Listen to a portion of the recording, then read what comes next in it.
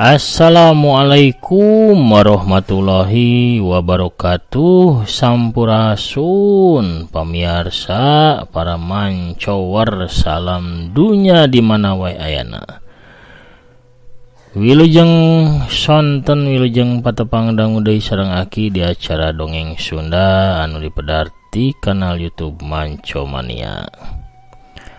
Alhamdulillah wengi ieu Aki tiasa medar deui dongeng pamirsa saparantosna aya kana sababaraha dintenna nya meh sasasi ngalaksanakeun pancen tenapi tugas nagara minangka janten Panwaslu dina raraga pemilu raya tahun ayeuna. Pamirsa sadayana hatur nuhun parantos satya manco satya ngadangukeun oge ngarojong kana dongeng Akinya. Kumaha daramang sadayana? Alhamdulillah upami daramang mah mugi wae sadayana tetepi peparinan kasehatan. Lahirna sinarang batina jembar manahna gampil rizkina sarta tebih tina balaina. Amin ya robbal alamin. Urang krieu deui dongengna kamari teh tos dugi ka mana nya? Dugi episode tenepi bagian anu ka-7 dina jejer carios jagal alam akhirat. Kumaha lalampahan Satrasna Wiratama si Jawara Bajigur Sakti alias Jawara Gunung Salak urang Bandungan sasarangan sakerap deui. Ulah hilap pamirsa mangga anu cacan subscribe anu nemian manco di subscribe heula nya. Ditoel tombol loncengna supados aya notifikasi upami Aki neraskeun hanca dongeng.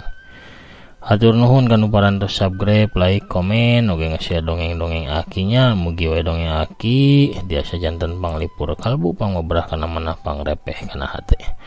Urang amparkeun deui samakna samakna sor awugna mangga kaparayun sadayana prung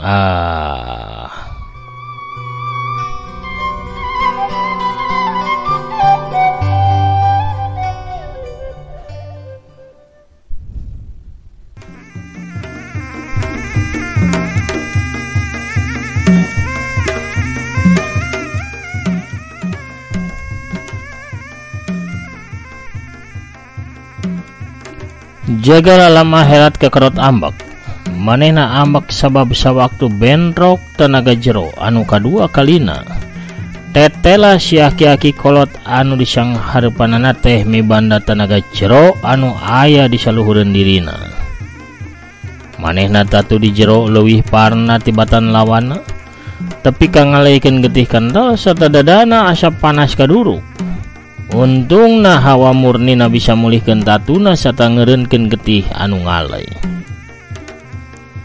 Kunaon anjeun eureun? Nyaha anjeun ngarubah niat anjeun pikeun ninggalkeun tempat kaula? Ceuk eyang wiku ginting kalawana anu harita ukur nangtung teu narajang deui ka dirina.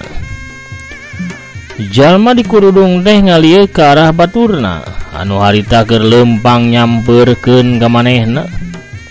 Saduana silih tetep tuluy nyang hareup ka arah eyang wiku ginting bari neuteub seukeut pinuh ku rasa hayang maehan. Eyang wiku ginting sadar lamun dua urang lawana bakal ngahurup ka dirina. Eyang wiku ginting langsung masang kuda-kuda anyar. Lapisan benteng panahan ombak, cek salah seorang jagal alam akhirat. Eyang wiku ginting ngagebeg oge ngadenge kitu teh. Waranehnya apa ka jurus aing geuningan? Padahal aing jarang pisan ngagunakeun ieu jurus teh. Maranehna pastina lain jalma-jalma samanea. Lamun maranehna apa ka jurus-jurus aing, bisa jadi maranehna geus apa kana kalemahan jurus-jurus aing. Aing kudu leuwih hati-hati dina nyang hareupan maranehna. Gerentas satena yang wiku ginting. Dua orang jagal alam akhirat harita ngablesat bareng tuluy salto sabaraha kali juralit Duanana ngagajlang ka kenca jeung kakatueun Eyang Wiku Ginting sada langsung narajang ti dua arah ngagunakeun dua dampal leungeunna. Dua tenggelan tenaga jero ngadius tarik ti kenca katuh Eyang Wiku Ginting. Rikat Eyang Wiku Ginting ngadorongkeun dampal leungeun kenca katuhna ka sisi ngalepas jurus lapisan benteng panahan ombak.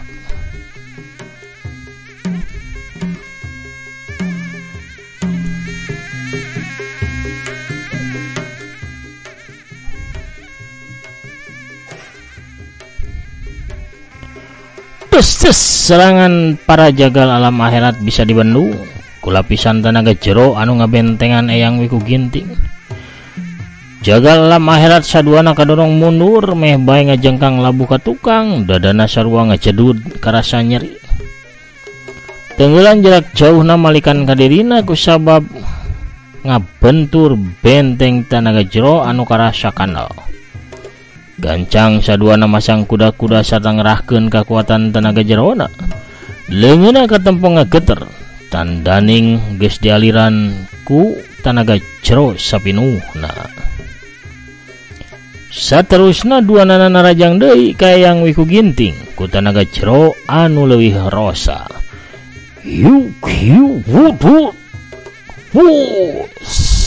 Dua gelombang tenaga jero teh ngalindih kana benteng anu diwangun ku dua leungeun Eyang Wiku Ginting di kenca katuhueunana. Eyang Wiku Ginting ngarasakeun dua kekuatan hebat ngadorong di arah kenca jeung katuhueunana. Dua leungeunna ngageter beungeutna jadi semu beureum tanding Eyang Wiku Ginting teh ngerahkeun sakabeh kekuatanana pikeun nahan gempuran dua urang musuhna eta.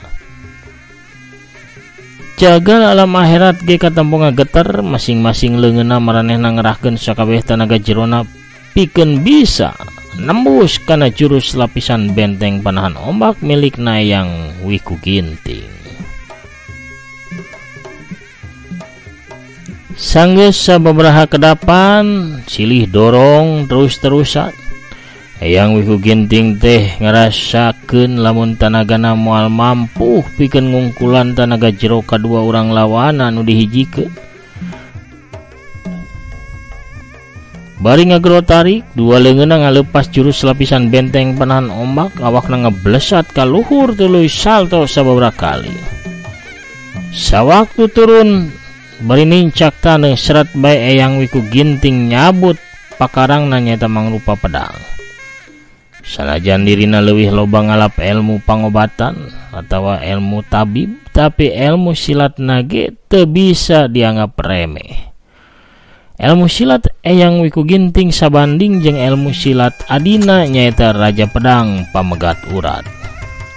Anu tiwas di leungeunna si Rama Maut panyabut nyawa alias Jaya Sukma. Sanajan can sempet ngalap ilmu pedang Pamegat Urat, tapi ilmu pedang Kembang Tarate milikna Eyang Wiku Ginting sarua bahayana jeung ilmu pedang anu jadi adina. Hiuk wung wung wung wung, angin gumuruh sawaktu Eyang Wiku Ginting ngulinkeun pedangna. Dua urang lawanna silih teuteup saterusna duana ngagentakeun deui dua leungeunna ngirimkeun tenggelan jarak jauh ke arah Eyang Wiku Ginting. Wut ceger brak taneuh mancaura kakabul mulak dina urut nangtungna Eyang Wiku Ginting. Untung Eyang Wiku Ginting kabul ngejat, telat saeutik bae bisa cilaka. Dua urang jagal akhirat teh tangtuna mibana ilmu anu luhur. Lamun henteu pamohalan maranehna wani pikeun ngajorag terang-terangan ka Eyang Wiku Ginting di tempatna.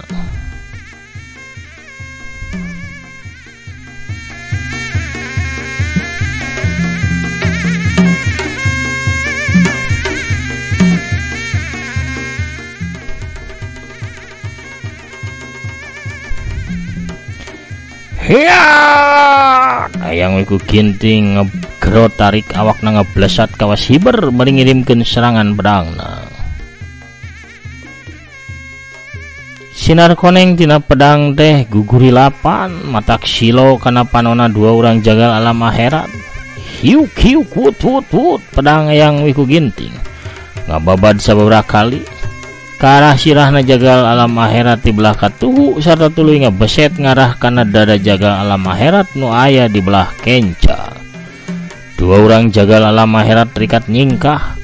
Nu saurang mah ngagajleng ka tukang, anu hijina ngalabuhkeun awakna ngagerentel ka belah kenca. Eyang Wiku Ginting ngamuk terus-terusan ngagempur musuh-musuhna ngagunakeun pakarangna. Gulungan sinar koneng kawas kembang tarate kokolebatan nyamber ka ditu ka dieu nyiar sasaran dina awakna dua urang jagal alam akhirat.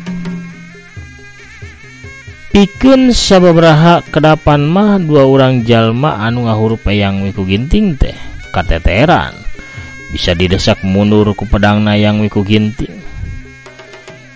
Tapi dina jurus anu ka-63 Eyang Wiku Ginting harita ngamebadkeun pedangna nyerong di sisi ngarah kana cangkeng salah saurang lawana.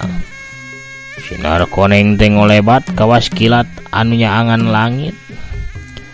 Jalma anu di arah cangkengna harita gentak ngagiwar ka sisi hiuk plos sabetan maut pedangna Eyang Wiku Ginting ukur mapas angin. Jagal alam akhirat nu bieu ditarajang harita gancang malas naraja ngagunakeun ramo-ramona anu nyorocos rek nobros kana hulu angan Eyang Wiku Ginting.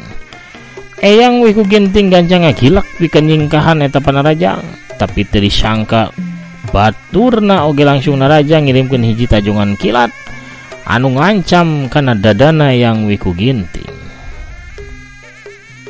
Sabab posisina kakunci taya lolongrang deui pikeun nyingkahan eta dajongan, Eyang Wiku Ginting teh gancang ngayunkeun pedangna maksudna mah pikeun nigas suku musuhna.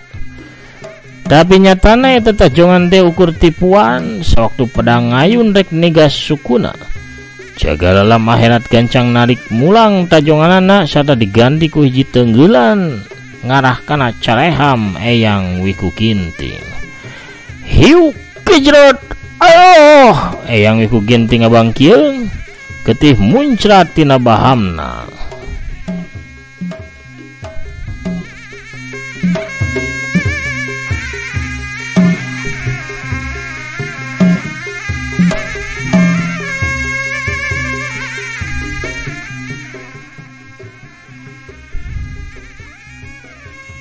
Samemeh Eyang Wiku Ginting bisa ngawasa kana kuda-kuda jeung dirina jagal akhirat anu hijina ngajongkeun sukuna kana cangkeng Eyang Wiku Ginting hiu cedak krek.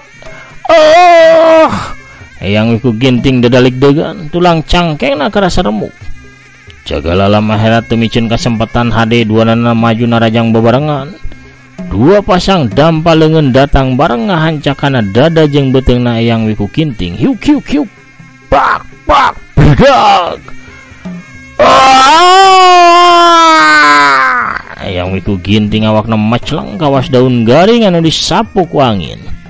Samemeh awak Eyang Wiku Ginting antel kana taneuh.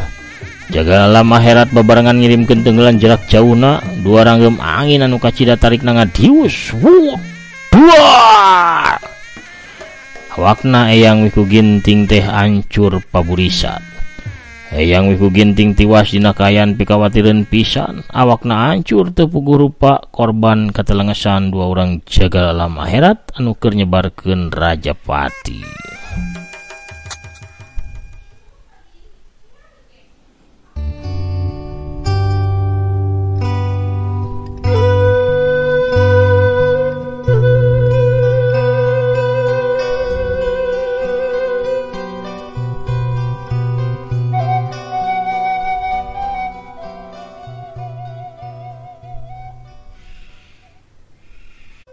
Kaayaan di punclut Gunung Tangkuban Parahu jempling deui. Ukur angin gunung anu ngahiliwir lalaunan. Paralak hujan turun muruh puy. Nganterkeun lengkahna dua urang jagal alam akhirat anu indit nurunan lamping gunung ninggalkeun mayitna Eyang Wiku Ginting anu geus teu bisa dititenan deui minangka mayitna seorang manusia. kocapkeun di paguron anu dipingpin ku Jargalawa alias jawara dampal maut. Di wangunan utama di jirohangan anu lega 7 urang diuk ngurilingan hiji meja buleud anu badag. Di antara 7 urang eta salah saurangna nyaeta Wiratama alias jawara Gunung Salak. Jargalawa geus nerangkeun sagala rupana ngeunaan komplotan jaga alam akhirat anu salila sababaraha bulan geus nyieun kaonaran jadi Rajapati pikeun tokoh-tokoh dunya pasilatan. "Cah, kumaha ceuk pamanggih Jang Wira?" tanya Jargalawa anu tangtungan nana teh penek keker. Manehna tumanya ka Wira, hayang nyaho pamanggih Wiratama ngeunaan komplotan jagal alam akhirat. Maranehna teh jalma-jalma biadab anu geus jadi Rajapati, jelas siga nama hayang ngawasa kana dunya pasilatan ku cara ngancurkeun hiji-hiji paguron silat sarta nandasa tokoh-tokoh golongan bodas. Walon Wira, "Cangtuna urang teh sapuk Jang Wira, kabehan pikeun ngabasmi eta komplotan, lain kitu dulur-dulur," cek Jargalawa bari ngabagi reret ka batur-baturna nu limaan kabeh ge ungeuk sarta kabeh nyebut sapuk siap pikeun bajoang babarengan ngalawan komplotan jagal alam akhirat. Anu janten masalah nama di mana ya teh urang bisa newak maranehna, sabab urang teh teu apal tempat manehna cicing, tanya salah saurang jawara katua paguron pedang kilat. Kabeh ngahulang ngadenge eta pananya, da puguh kabeh ge taya anu apal di mana sabenerna markasna gerombolan jagal alam akhirat teh. Tungtungna jawara dampal maut neuteup deui wae ka Wira. "Jang Wira, kumaha kamandang Jang Wira?" Wira ngahulang mikir, manehna meres uteukna. Kabehan ukur bisa ngadago bari neuteub ka jawara Gunung Salak. Kabehan ge apal anu bakal kaluar tina bibirna Wira lain ucapan anu asal jadi. Teu lila Wira teh nyarita, "Paman, aya sabaraha paguron gede di wewengkon kidul ieu?" Jargalawa ngahulang nu sejena silih teuteub jeung baturna, kabehan teu ngarti naon maksudna Wira tumanya kitu. Tapi Jargalawa tetap ngawalon kana pananyana Wiratama. "Aya jalapan Jang Wira, eta teh paguron-paguron anu gede hungkul, anu kawilang murid-muridna rea paguron-paguron silat anu biasa mah loba pisan aya kana 16. Ti 8 paguron gede eta, kari paguron mana anu can didatangan ku jaga alam akhirat?" tanya Wira deui. "Ti 8 paguron eta kari hiji asana mah paguron anu can kadatangan ku jaga alam akhirat teh nyaeta paguron Bedog Sakti," walon Jargalawa. Lamun kitu, bisa jadi paguron Bedog Sakti anu bakal jadi sasaran saterusna ti komplotan jaga alam akhirat, Paman, cek Wira deui. Nu genepan kakaraka harti kana pamanggihna Wira. "Bener pisan Jang Wira, urang kudu gagancangan ya lumampah ka paguron Bedog Sakti. Bisa jadi jagal akhirat teh geus mihelaan urang ka ditu. Dulur-dulur, gancang siapkeun barudak, pikeun urang lumampah ayeuna keneh," cek Jargalawa bari langsung hudang tina diukna dituturkeun ku para jawara anu sajena.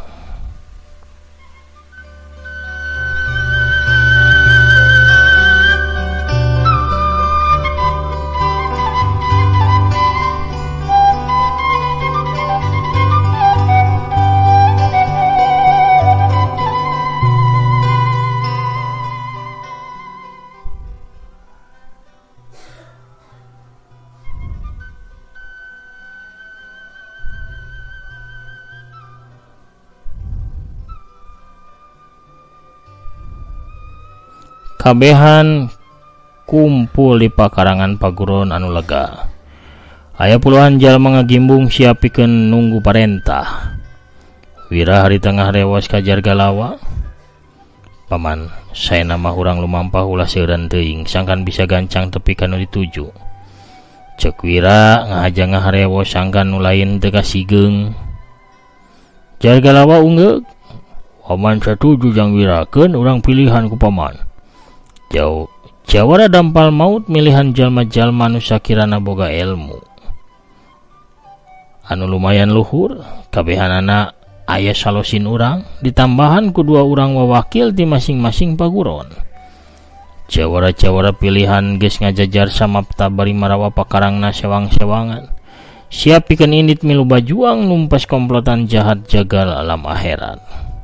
Dulur-dulur sakabeh, ayeuna kene urang teh bakal lumampah ngajugjug ka paguron bedog sakti, sabab saketangan komplotan jagal alam akhirat bakal ngincar eta paguron. Siapkeun tenaga jeung ilmu dulur-dulur sakabeh, hati-hati dina lumampah. Ulah tepi ka misah ti rombongan, mun aya naon anu nyurigakeun gancang bejaan anu sejena. Cek jawara dampal maut biantara ka para jawara anu ngajajar di hareupeunana. Kabehna nu rek indit teh jadi aya 18 urang ka supira. Geus kitu mah kabehanana ngabring lumampah nuju ka paguron bedaug sakti. Dina kayan kitu kolebat jeleg hiji bayangan beureum datang ngahadang rombongan nu rek indit. Kabeh ngarenja greuwas sarta mundur salengka. Nu datang desa si horeng mah saurang awewe tengah tubuh di samping jangkung make kabaya beureum, leungeun kencana ngelek boboko sedangkeun leungeun katuhuna nyaklan nyiru anu disuhun dina luhur sirahna. Rek abing-abingan ka mana ieu teh? Ieu kasep eta abah, ieu samemeh indit mending ge jarajan heula makalan heula ieu awug. Amis raos kareueut matak dedeyeun awug ibi masok jarajan heula mincuk heula nya tah ieu kukurawu alias urap jagong. Raos ieu mana tak wareg ieu teh. Kana beuteung teh sok keur bakal di jalan heuh. Deh. Pohara pamirsa. Kabujang norojol Bisarwiti ya duh pemirsa kumaha atuh nya. Ku norojolna Bisarwiti atuh urang cekapkeun heula dongengna dugi ka dieu.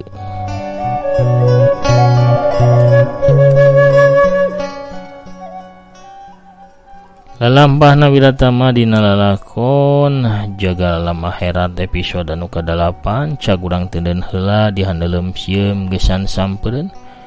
Urang tunda dianjuang siang gesan aleun urang samper di bagian anu salajengna. Enjing wengi upami aya halangan harungan pamiarsanya. Kugituna hakina panginten amit mungkur heula hatur nuhun ka sadayana dusat para manco mania di mana wae ayana parantos satya manco satya ngadangukeun ngantosan dongeng bedaran aki oge ngaduakeun akina hatur nuhun mugi sadayana salamet berkah rahayu. Akin namit pungkur. Assalamualaikum warahmatullahi wabarakatuh. Permios cagah hanca.